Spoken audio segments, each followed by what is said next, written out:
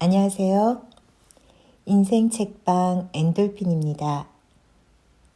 내 생의 마지막 저녁 식사 에피소드 9번째. 눈물을 참고 과거를 움켜쥐는 법 편입니다. 사랑하는 사람을 떠나는 것, 사랑하는 사람을 떠나보내는 것, 두 가지 모두 어려운 일입니다.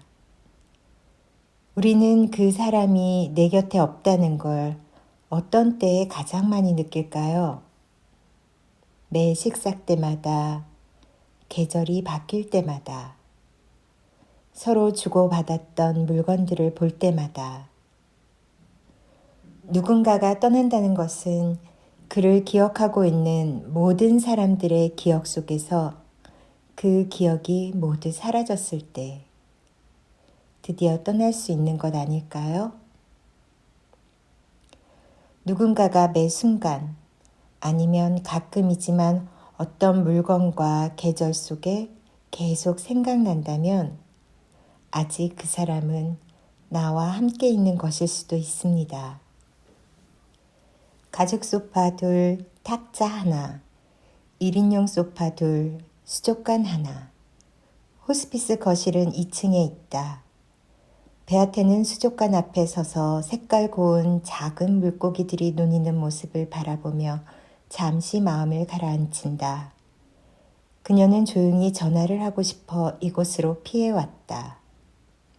문을 닫으면 여기서는 아무도 내 말을 듣는 사람이 없겠죠.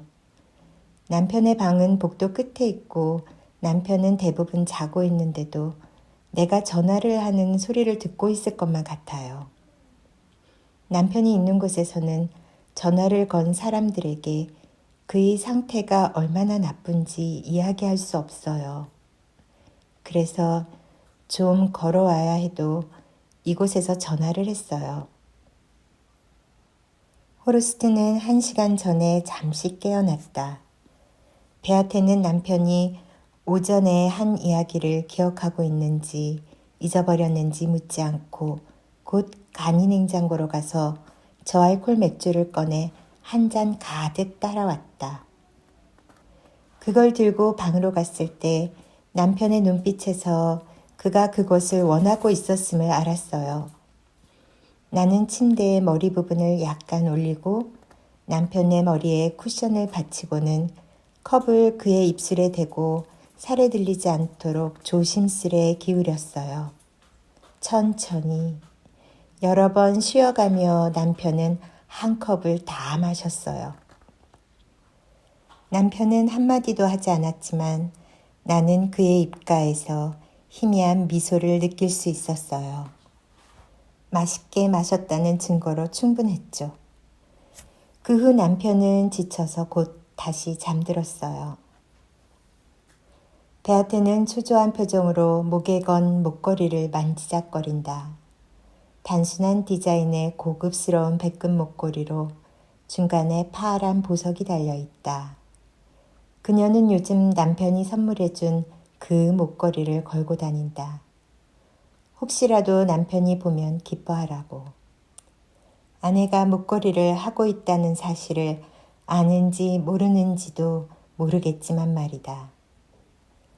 남편에게 받은 선물이 많지만 그 목걸이는 남편의 마지막 선물이 되었다. 그래서 더욱 소중하게 여겨진다.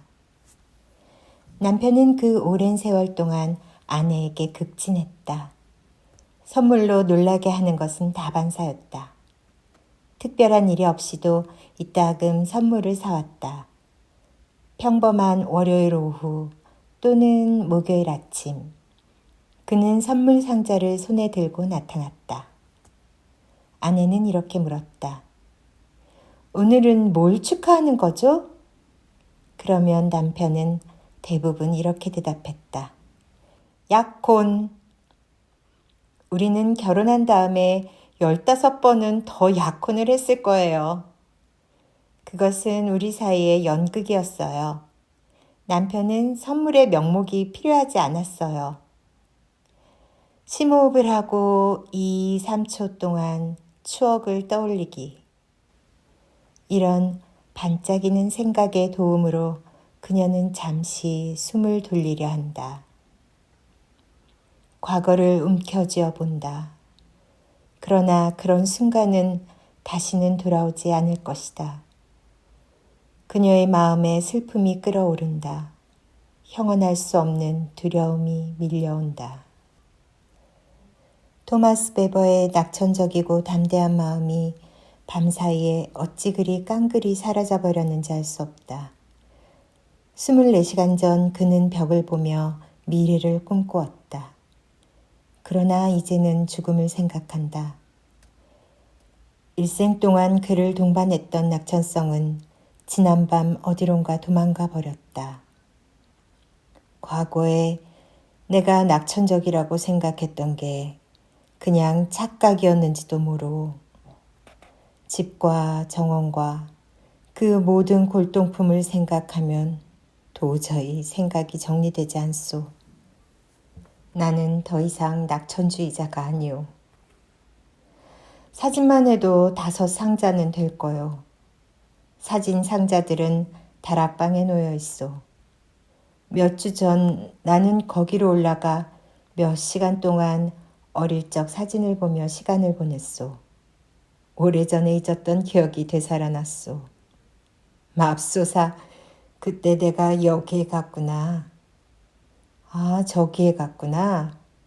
그때 내 모습이 이랬구나. 토마스 베버는 웃는다.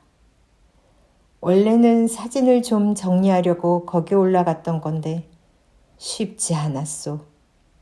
누구나 마찬가지겠지요? 그는 한 집에서 35년을 살았다.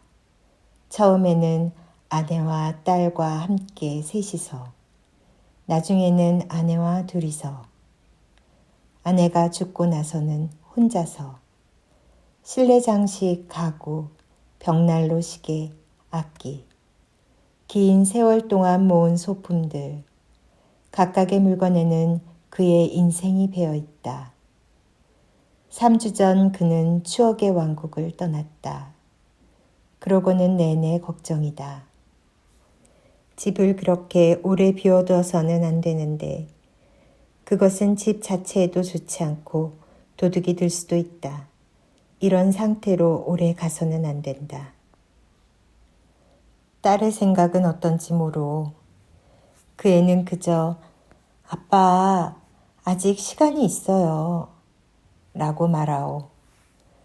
그러고는 내게 할머니, 할아버지가 돌아가시고 나서 어떻게 했느냐고 물었소. 정당한 질문이요. 1년 동안 나는 부모님 댁에 아무것도 손대지 않았소. 모든 것을 있던 그대로 놓아두었소.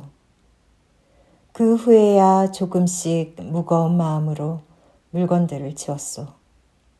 물건들과도 작별할 시간이 필요하다오. 토마스 베버는 얕은 숨을 쉬며 시선을 이리저리 옮긴다. 삶의 모든 것처럼 물건들과도 이별을 해야 한다오. 정말로 모든 것과 이별을 해야 하지. 지금 집에 있었다면 그는 어떤 오후를 보낼지 그려본다. 그는 거실의 아늑한 소파에 앉아서 다리를 올려놓고 정원을 바라보고 있을 것이다. 점심 식사 후 꾸벅꾸벅 졸면서 토마스 베버는 다시 태어난다면 어떻게 살까도 생각해 보았다. 그는 많은 것을 바꾸고 싶지 않다.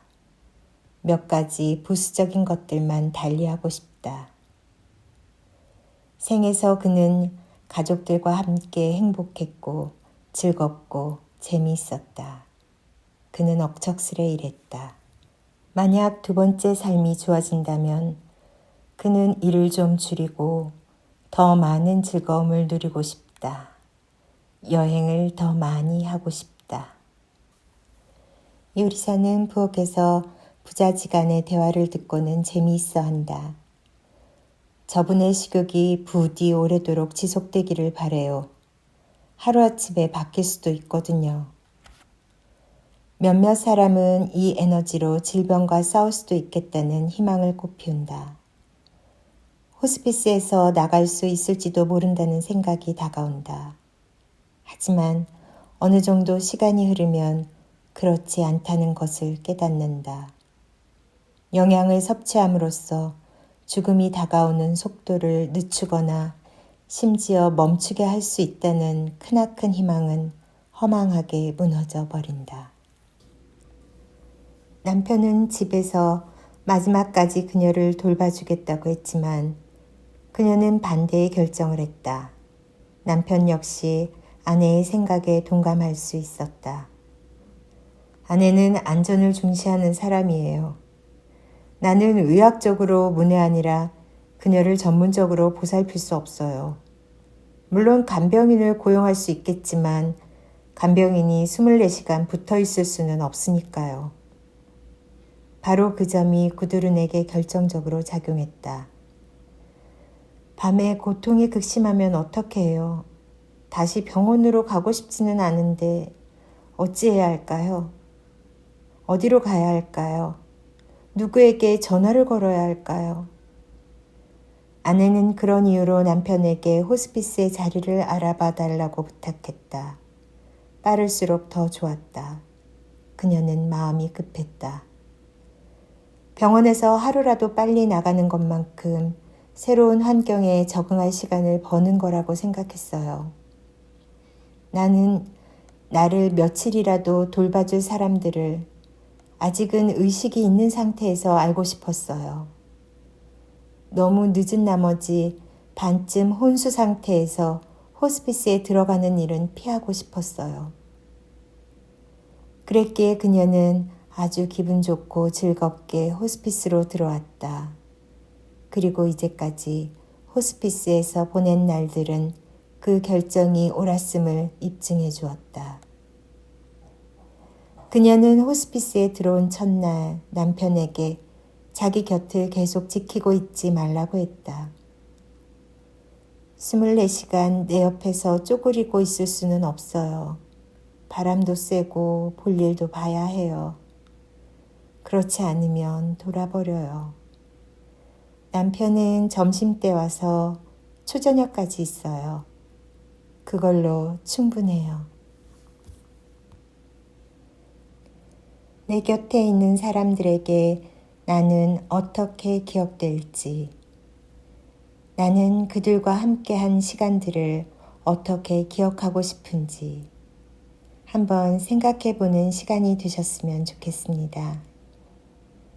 과거의 눈물 짓기보다는 오늘의 행복함을 느끼며 후회 없는 하루 보내시길 응원합니다.